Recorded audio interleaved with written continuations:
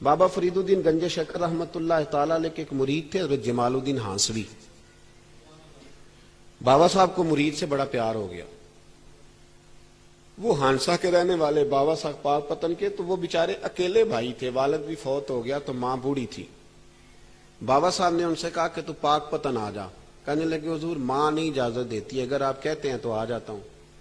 تو بابا صاحب فرمانے لگے اگر نبی پاک نے اویس کرنی کو بلایا ہوتا تو میں بھی تجھے بلا لیتا, لیکن نبی کریم علیہ السلام نے انہیں نہیں بلایا تو لہذا میں تجھے بھی نہیں بلاتا. لیکن پیار بڑا تھا تو بابا صاحب کہنے لگے چل تو پاک پتن نہیں آتا تو میں تو تیرے گاؤں آ سکتا ہوں. 3 سال بابا جی مرید کی خاطر اس کے گاؤں میں چلے گئے. ہوں بھی پیٹ ٹوٹ جاندے نے مرید کی خاطر, پر مرید پجاروں والا ہونا چاہیے. غریب ہو تو پھر انہوں نے راہ اوکھا لگتا ہے, پھر مشکل ہوتا ہے. چلے جاتے ہیں آپ بھی, چلے جاتے ہیں. ماڑا آئے تو انہوں کہنے تو جمعے راتی آئی سویرے 8 بجے. ہاں تو کدھر آ گئے. تگڑا آئے تو انہوں کہنے تو بڑی لیٹ آیا, تو تے راتی خواب وچ بھی آیا تھا میری. خدا بندہ یہ تیرے سادہ دل بندے کدھر جائیں. شہنشاہی بھی عیاری ہے اور جو ہے وہ فقر بھی عیاری ہے, شہنشاہی بھی عیاری. تو میرے بھائی سنیں, بابا صاحب نا 3 سال مرید کے ہاں چلے گئے. 3 سال ہانسا میں آپ نے قیام فرمایا. 3 سال. والدہ تو ان کی جلدی انتقال کر گئے, لیکن بابا صاحب وہیں رہ گئے تھے. وہ حضرت جمال الدین بڑے خوبصورت تھے, بڑے پیارے تھے, ویسے بھی ادائیں بڑی اچھی تھی ان کی, عالم فاضل. حضرت خواجہ بہاؤالدین زکریا ملتانی ایک دفعہ پاک پتن آئے بابا فرید صاحب کو ملنے, تو انہیں جمال الدین ہانسوی پسند آ گئے. انہوں نے ملتان جا کے بابا فرید کو خط لکھا کہ میرے سارے مرید اور خلفاء لے لے, پر اپنا جمال الدین مجھے دے دے. تو بابا صاحب نے جواب میں ایک کی جملہ کا اور بڑا شاندار کہا. کہنے لگے بہاؤالدین حد کرتے ہو, کبھی کسی نے اپنا جمال بھی کسی کو دیا ہے؟ یہ تو میرا جمال ہے, یہ بھی کبھی کسی نے کسی کو دیا ہے؟ اللہ اکبر. انہوں نے نا کوئی روحانی کشش ڈالی حضرت جمال الدین ہانسوی کے دل پہ. تو بابا صاحب اسباق پڑھا رہے تھے شاگردوں کو, تو حضرت جمال الدین ہانسوی آ گئے. آ کے کہنے لگے حضور میں نے ملتان جانا ہے. بابا صاحب نے فرمایا کوئی کام ہے, کوئی مجبوری ہے, کوئی رشتہ داری ہے؟ سمجھ گئے بابا فرید صاحب کے معاملہ پیچھے سے گڑبڑ ہو گیا, کیا مسئلہ ہے؟ کہنے لگے حضور میں نے حضرت بہاؤالدین زکریا سے ملنا ہے. محبت میں شراکت داری نہیں قبول ہوتی نا, باقی معافیاں مل جاتی ہیں, شراکت داری کی کوئی معافی.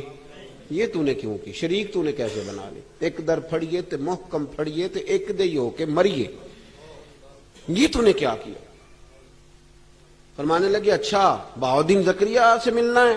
کہا ہاں. پیار بڑا تھا بابا صاحب کا خواجہ بہاؤالدین زکریا سے, محبت بڑی تھی. فرمایا اچھا میں تیری خاطر یہاں آیا ہوں اور تو نے کوئی قدر ہی نہیں ڈالی. تو کہتے آگے جانا ہے, جا اب تو اسی کے پاس جائے گا. حضرت جمال الدین ہانسوی کہتے ہیں میں نکل آیا پر سینے کا نور سارا رخصت ہو گیا, نہ میں ملتان جا سکا اور نہ میں بابا صاحب کا رہ سکا. 3 سال ہو گئے معافیاں مانگتے. پر بابا صاحب نے فرمایا یار میں تیری خاطر بڑھاپے میں یہاں آیا اور تو نے سوچا ہی نہیں, تو نے قدر ہی نہیں ڈالی, تو نے یہ کیا کیا میرے ساتھ. ایک تاجر آیا کرتا تھا بابا فرید صاحب سے ملنے سال کے بعد. وہ آیا تو اس نے لوگوں سے پوچھا کہ وہ کدھر ہے جمال الدین, جس سے سلام لے کے بابا صاحب سے لوگ ملتے تھے, جو رستہ تھا بابا صاحب کی طرف جانے کا. کہا وہ تو روڑی کے ڈھیر پہ بیٹھے. وہ ملنے گئے اور جب جا کے ملے نا حضرت جمال الدین سے تو وہ رو پڑے. کہا کیا ہوا؟ کہنے لگے بس ہوا یہ کہ میں اس کی قدر نہیں ڈال سکا. جو قدر مجھے کرنی چاہیے تھی نا یار کی, میں وہ قدر کر سکا؟ میں قدر نہیں کر سکا, یہ مجھے سزا ملی. کہا ان سے کہنا معاف کر دے. وہ تاجر بڑا پیارا تھا. بابا صاحب رات کو پیر دبا رہا تھا, وہ تاجر بابا صاحب کے. اس کا خیال تھا لوگ سارے جائیں گے تو بات کروں گا. پیر دباتے دباتے ساری دنیا چلی گئی, وہ بیٹھا رہا. بابا صاحب بولے, فرمانے لگے جاتا کیوں نہیں؟ جمال الدین کی بات کرنی ہے, جمال الدین کا ذکر کرنا ہے, چل کر. میں کہا حضور اب دیکھا نہیں جاتا, مہربانی فرمائیں. فرمایا یار اس نے دیکھ میرے ساتھ کیا کیا ہے. میں علاقہ چھوڑ کے یہاں آیا اس کی خاطر, اور کہتا ہے میں نے آگے جانا ہے. اس نے توجہ ہی نہیں کی, اس نے میری محبت کو سمجھا ہی نہیں.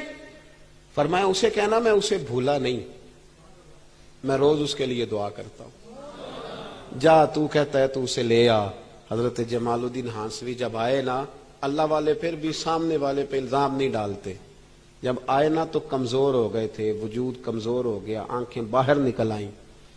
تو حضرت بابا صاحب انہیں دیکھ کے نا انہیں پھر بھی کچھ نہیں کہا. کہنے لگے فرید الدین, اپنے آپ کو ہی مخاطب, فرید الدین یہ تو نے کیا کیا؟ کوئی اپنے جمال کا اس طرح کا حال بھی کرتا ہے. ان کو جب معافی ملی تو وہ رو پڑے, کہنے لگے حضور میرے لیے دعا کریں, اب میں رضا میں ہی پردہ کر جاؤں. ان کا انتقال ہوا اور بابا صاحب نے خود جنازہ پڑھایا.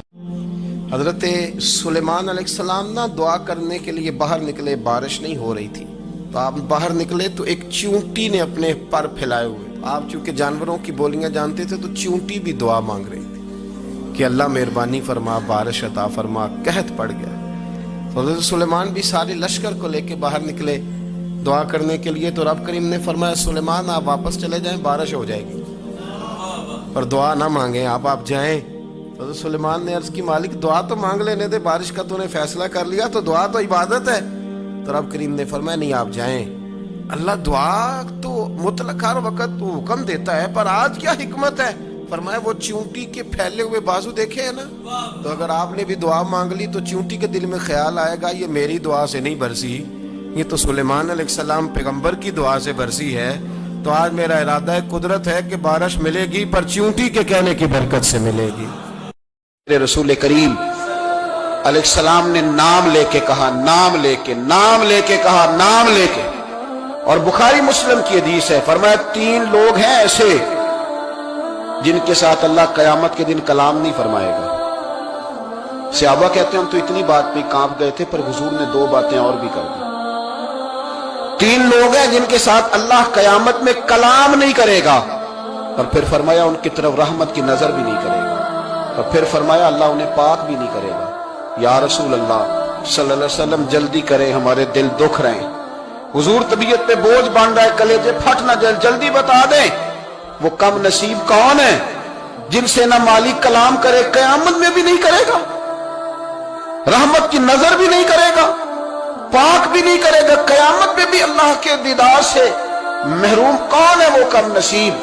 نبی کریم علیہ الصلوۃ والسلام نے فرمایا ایک وہ شخص جو تکبر کے طور پر لمبا طامت پہنتا ہے, گھٹنوں کے نیچے جاتا ہے تکبر کے طور پر, اور دوسرا حضور نے فرمایا جو قسم اٹھا کے اپنا مال بیچتا ہے, جھوٹ بول کے اپنا مال بیچتا ہے, اور تیسرا رسول کریم علیہ السلام فرمانے لگے وہ شخص جو کسی پر احسان کرتا ہے پھر اسے جتلاتا ہے, پھر اسے بتلاتا ہے, پھر اس کا ذکر کرتا ہے, پھر اس کو رسوا کرتا ہے, پھر لوگوں کے سامنے اس کے تذکرے کرتا ہے. مطلب ہم سمجھ رہے تھے کہ عام سی بات ہے, چلو کہہ دیا تو دیا تھا تو کہا ہے, لیکن یہ اتنی سخت بات ہے کہ رسول کریم علیہ السلام نے اپنی زبان فیض ترجمان سے کہا نہ اللہ کلام کرے گا, نہ رب کریم رحمت کی نظر کرے گا, نہ اسے پاک کرے گا. اتنا بڑا جرم, اتنا بڑا جرم.